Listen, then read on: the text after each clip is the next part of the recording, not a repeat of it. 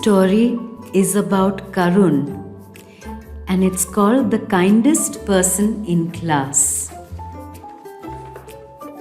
I'll start telling you now. A large group of 5th graders were eating lunch in the school playground. It was the end of the school year, and the next day was prize day. Like you all have at school. "I'm sure Geeta will get first prize for studies," said one child. "Santosh the genius will get the maths prize. He always gets it," said another. "Meena will be the best artist I know, and John will be the best singer as usual," said somebody else.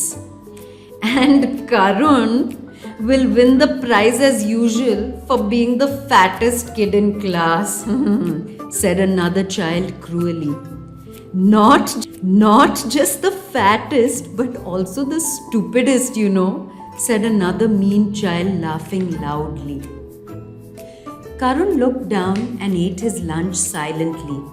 He said nothing as he cleared up his friend's lunch corner, making sure that there was no food or debris left behind.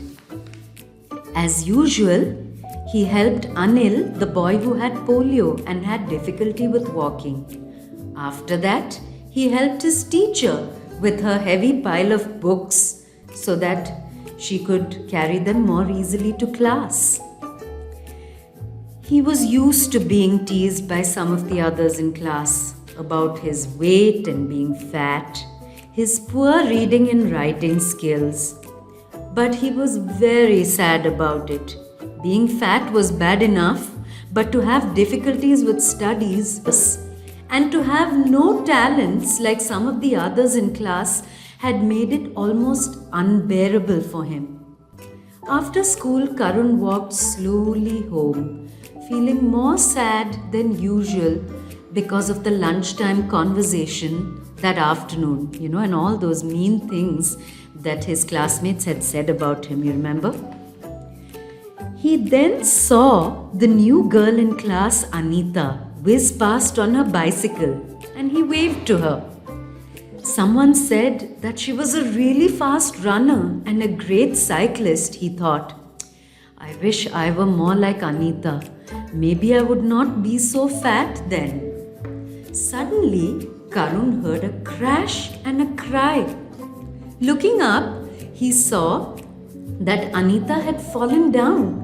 He rushed to help her, lifting the bicycle off her leg and gently helping her up. "It hurts," said Anita, her eyes filling with tears, pointing to her foot which had started to bleed. "I know it hurts, but don't worry. I will help you," Karun said.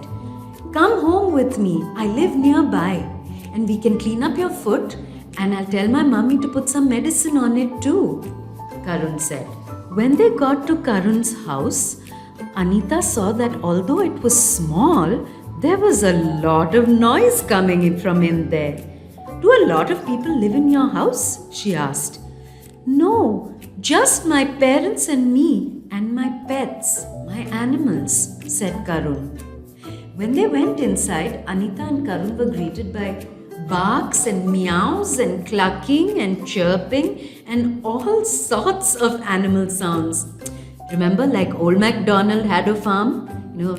A bow wow here, a meow meow there, and here a cheep, there a quack. It was like that, Karun's house.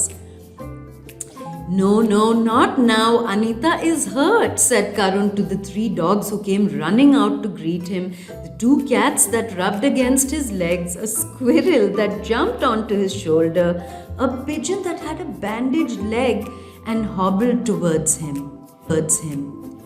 "Why, I didn't know that you had such an array of pets," said Anita, amazed at the menagerie. "Where did you get all these different animals?" Karun often rescues animals that are hurt or homeless and brings them home, said his mother, who was now helping Karun to dress Anita's wound. "Wow, Karun, what an amazingly kind person you are. And to think you never told any of us about what you do at home.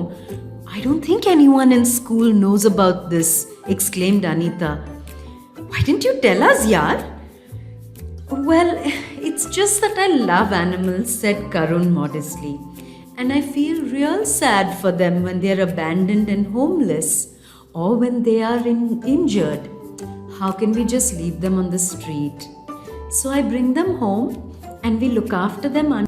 Some of them get adopted by friends and some just continue to stay with me because they have nowhere to go. The next day, which was also prize day, remember?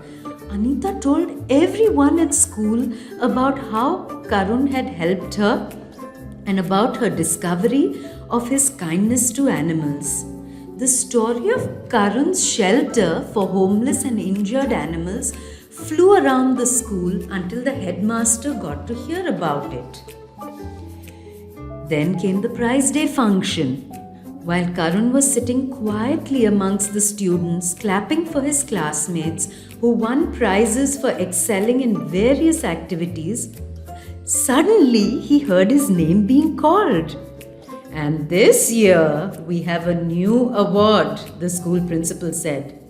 It is for the kindest person in class.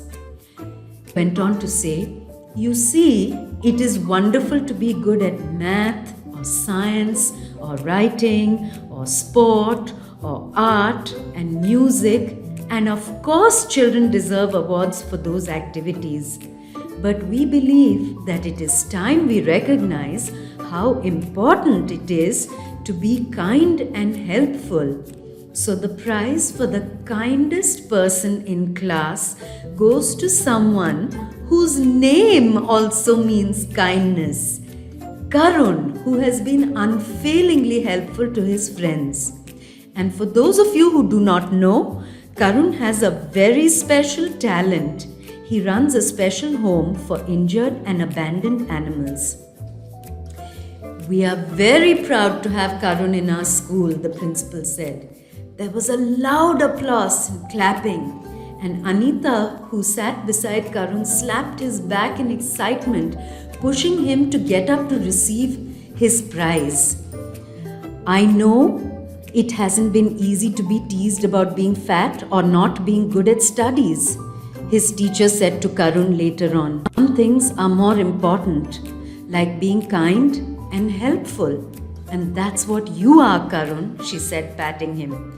And if the others are smart, they will learn to be more like you instead of teasing you and being mean. And so, years later, you know what? When Karun grew up, he set up a large shelter for animals that were abandoned and injured. And both people and animals who came to him for help felt that he was the kindest person they had ever known. So that is the story of Karun, the kindest person in class. What do you think? I hope you enjoyed the story. You know, there are many things to think about in this story. So many of us, I'm sure, have experienced something like what Karun did in his class at school. Many of us may have seen or experienced bullying, which basically means, this kind of teasing where people say, oh, you're so fat, you're like a football. Oh, you're so skinny, you're like a broomstick. You're so dark, you're so fair. You're no good at math. You're stupid. You can't draw. Oh, well, I can. You're so silly. You can't sing, So many nasty, mean and hurtful things, right? That people sometimes say to us, or sometimes maybe even we say to others. And you see how hurtful they are and how sad we feel, or how sad people feel when we say things like this to them. So, the important thing is when people say these mean things, these hurtful things to us, what do? We feel sad, we feel scared. Sometimes we don't know who to tell or what to do. But you know what? If you keep quiet, then people are just going to continue to do these mean things to us or say these nasty and hurtful things to us. So instead, we should first maybe tell a teacher or our parents or some adult whom we trust to say, this is what is happening to me, right? So that they can then do something to make it better. The other thing we can do is to confront that kid, like talk to the kid who's doing these nasty and mean things, to say, hey, look, you know what? I don't like it. You're hurting me. You're making me feel upset or angry. This has got to stop. If it doesn't, I'm going to have to do something about it. So don't do it. That's called being strong and assertive. If that's possible, then tell the kid, right? And the third thing is, it's very important for us to know that each one of us, no matter who says what, no matter how many mean or nasty things people say or other kids may say, we always have to remember and believe that every one of us is special. We each have unique talents, skills, qualities, so many things that we do well, just like there are some things that all of us cannot do well. And so what, right? We all look a certain way. There's not much we can do about that, right?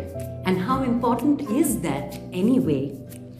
So, and also, if everybody looked the same, if we were all the same size, the same shape, and if everybody was the same, if we all did the same things and had the same talents and skills and qualities, oh my gosh, what a boring world that would be, right?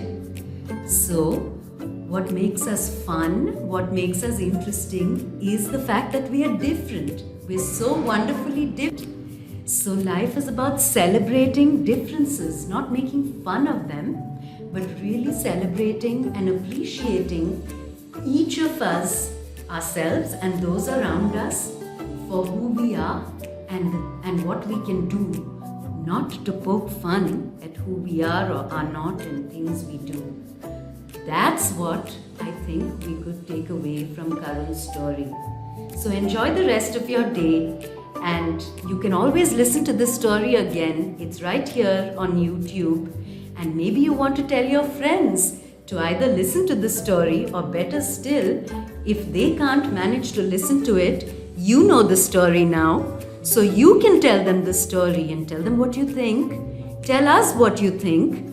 You can write into us, and if it's hard for you to do the writing, ask mom or dad or your older sister or brother or a friend or anybody there who can write. We'd love to hear what you think, and do spread the story about Karun, the kindest person in class.